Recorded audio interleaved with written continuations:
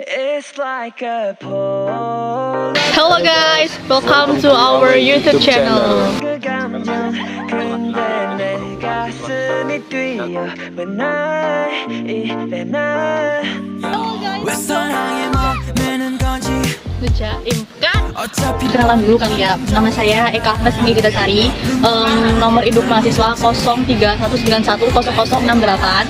Saya dari kelas B Fakultas Hukum Universitas Islam Lamongan, dan partner saya Gatot Prakoso, NIM 0319100082. Nah, langsung aja, nggak usah berlama-lama. Di sini partner saya, teman saya ini akan menjelaskan apa itu perbedaan dari anak zina dan anak liar. Di sini saya akan menjelaskan tentang anak zina. Anak zina yakni anak yang dilahirkan sebab hubungan antara seorang laki-laki dan perempuan di luar nikah.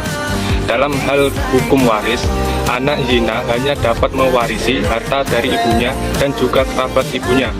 Mengapa demikian? Sebab Imam Ibnu Nujaim berpendapat bahwa anak hasil zina hanya mendapat hak waris dari pihak ibu. Nasab dari pihak bapak telah terputus.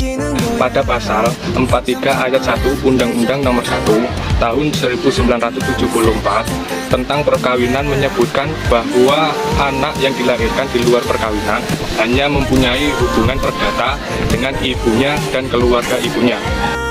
Permasalahan ini masuk dalam keumuman sabda Rasulullah SAW yang berbunyi waladul lil firosi walil akhiril hajar, yang artinya anak itu menjadi hak pemilik firasi dan bagi pezina dia mendapatkan kerugian. Hadis riwayat Bukhari nomor 6760 dan Muslim nomor 1457. Mengingat anak zina tidak memiliki bapak yang legal, maka dia dinasabkan kepada ibunya. Sebagaimana contoh Nabi Isa alaihissalam yang dengan kuasa Allah dia diciptakan tidak mempunyai bapak, maka dinasabkan kepada ibunya. Nah, di sini saya akan melanjutkan apa yang sudah diterangkan oleh partner saya Tegar dalam materi sebelumnya mengenai perbedaan anak zina dengan anak liar. Nah, kali ini saya akan menjelaskan perbedaan tersebut menurut pendapat para ulama. Ulama yang pertama, di sini ada Imam Ibnu Nujaim. Dalam kitabnya menjelaskan bahwasanya anak hasil zina atau anak liar hanya mendapat hak waris dari pihak itu saja, sebab nasab dari pihak bapaknya telah terputus. Dalam kaitannya dengan materi saya mengenai pengertian anak zina dan anak liar, di sini saya mau menjelaskan juga biar nggak salah paham mengenai perbedaan antara anak zina dan anak luar kawin. Dan untuk pengertian anak luar nikah sendiri adalah hubungan antara laki-laki dan perempuan tanpa nikah, tanpa adanya suatu ikatan pernikahan, kemudian mereka berdua melakukan itu dan si perempuan ini mengandung. Nah, anak yang dikandung perempuan ini dinamakan anak luar nikah. Sedangkan untuk anak zina sendiri hubungan antara laki-laki dengan perempuan yang sudah menikah, kemudian si perempuan ini ibarat kata hamil dengan orang lain yang bukan suaminya. Nah, anak yang dikandung istrinya ini dinamakan anak zina. Nah, untuk anak luar kawin dan anak zina, nasabnya sama-sama terputus dari ayahnya. Sedangkan Ahmad Syarifuddin menyebutkan bahwa li'an adalah sumpah yang diucapkan seorang suami yang menuduh istrinya berzina, sementara ia tidak mendatangkan 4 orang saksi selain dirinya sendiri, yang mana sumpah tersebut dilakukan sebanyak 4 kali, dan kali kelima diiringi dengan ucapan laknat Allah atasku jika sumpah yang saya lakukan adalah dusta. Dan seorang istri juga diberi kesempatan menolak li'an suaminya dengan bersumpah sebanyak 4 kali, dan kali kelima diiringi dengan laknat Allah atasku jika kesaksian dan sumpah yang dilakukan suamiku benar adanya. Menurut pendapat jumhur dalam mazhab fikih Hanafiyah, Malikiyah, Syafi'iyah, dan Hambaliyah mengatakan bahwa prinsip penetapan nasab adalah karena adanya hubungan pernikahan yang sah. Selain karena pernikahan yang sah, maka tidak ada akibat hukum hubungan nasab. Selain pendapat tersebut, ada pendapat-pendapat lain dari para ulama yang menyatakan bahwasanya memang nasab anak li'an, anak zina, dan anak luar kawin itu terputus dari bapaknya, yakni yang pertama menurut pendapat Imam Al-Syahid Al-Bakri yang menyebutkan bahwasanya anak zina itu tidak dinasabkan kepada ayah, ia hanya dinasabkan kepada ibunya. Yang kedua, ada Imam Ibnu Hazm dalam kitab Al-Muqalla juz 10 halaman 323 yang menyebutkan bahwasanya anak itu dinasabkan kepada ibunya jika ibunya berzina dan kemudian mengandungnya, dan tidak dinasabkan kepada lelaki yang menghamilinya. Pendapat yang ketiga ada Imam Ibnu Nujaim yang tadi sudah disebutkan oleh teman saya, yakni menyebutkan anak hasil zina atau anak li'an hanya mendapatkan harta waris dari pihak ibu saja karena nasabnya dari pihak ayah telah terputus, maka ia tidak mendapat hak waris dari pihak ayah.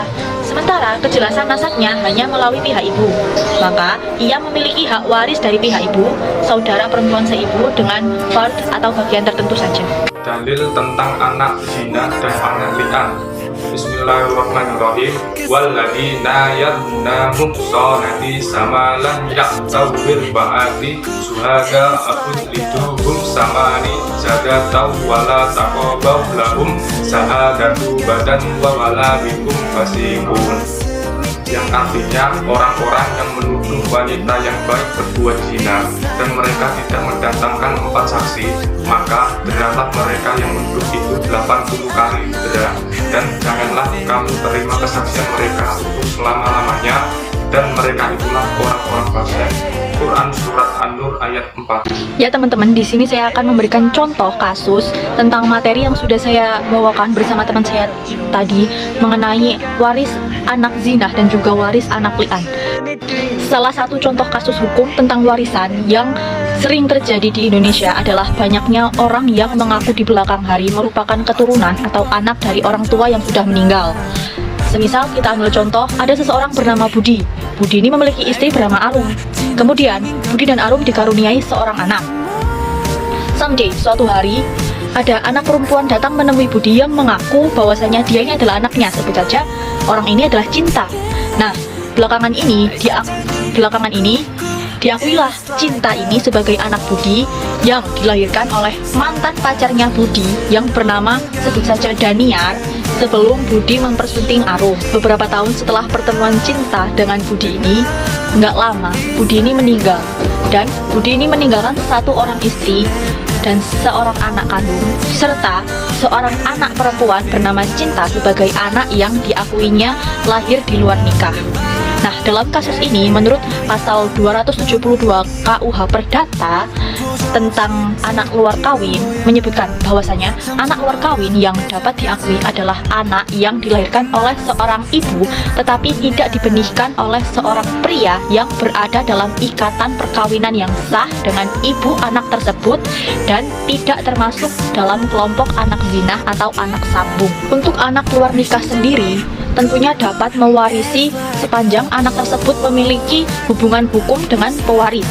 Hubungan hukum yang dimaksud dalam hal ini adalah pengakuan dari si pewaris, sehingga dengan demikian anak luar nikah tersebut akan disebut sebagai anak luar nikah yang diakui.